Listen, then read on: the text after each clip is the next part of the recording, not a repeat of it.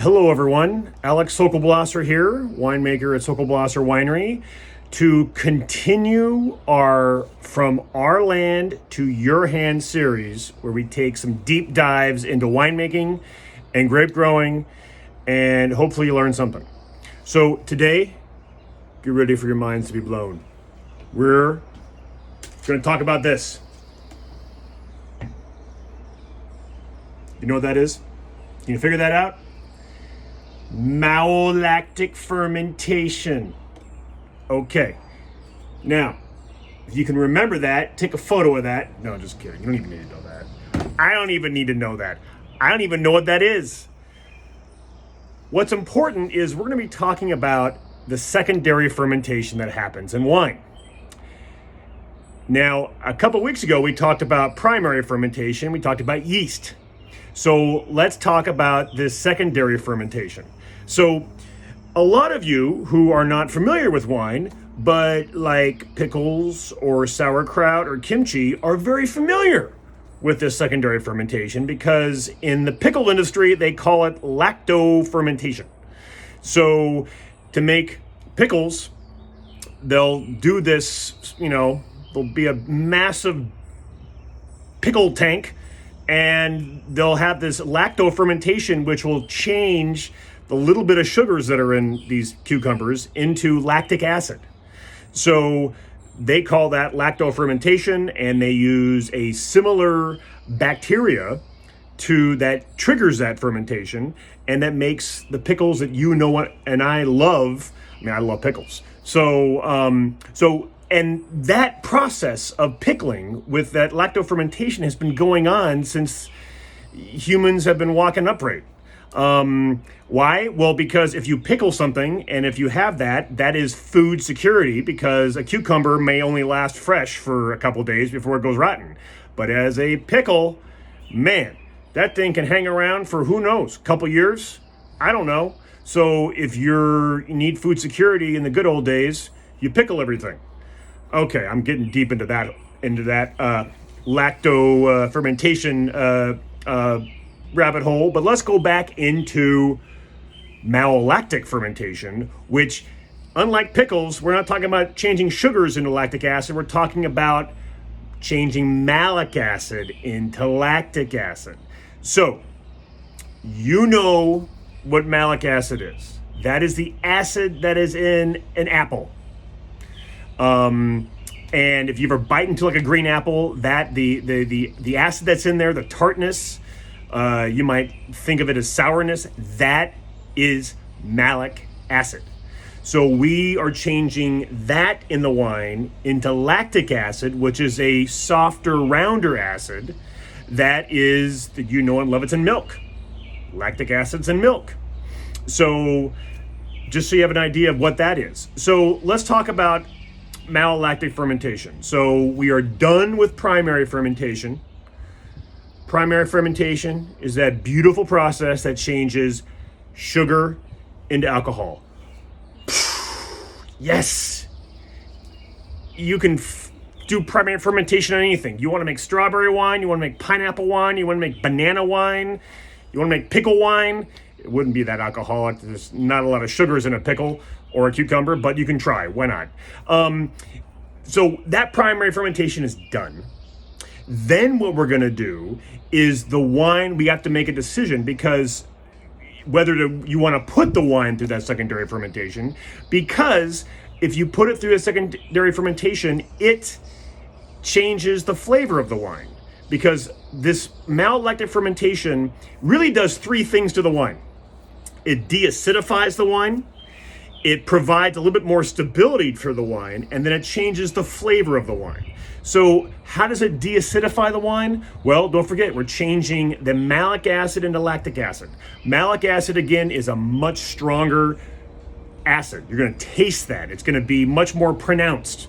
Whereas the lactic acid isn't as strong. Lactic acid doesn't add to the titratable acidity in the wine. When we talk about, someone asked me, Alex, what's the pH or the TA of the wine? Well, the TA is a titratable acidity. Well, if you take that malic acid and change it to lactic acid, you're lowering that titratable acidity. Well, at the same time, you're raising the pH. So that is a deacidification process that we do. So in a cool climate like Oregon or in Burgundy, we have a lot of malic acid in the grapes. So the malic acid stays in the grapes. It doesn't get burned off during the growing season. So this is something that we look at. Second thing is wine stability. So I'm always worried about wine spoilage bacteria. Wine spoilage bacteria can change wine into vinegar. We're not making vinegar here, folks. We're making wine.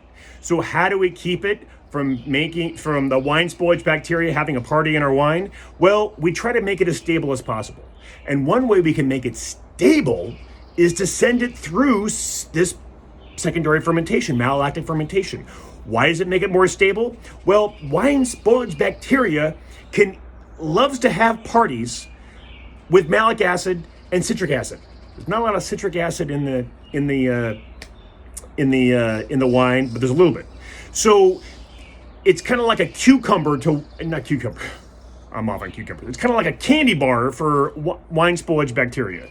So if there is malic acid or citric acid in the wine, it's more likely that the wine spoilage bacteria is going to have a freaking party and potentially change that wine into vinegar. But if there is no malic acid in the wine, it's changed to lactic acid. Man, the lactic acid and like tartaric acid that's in a wine, that's like spinach or broccoli to wine spoilage bacteria. They can chew through it, but they don't like it. So stability is a big deal.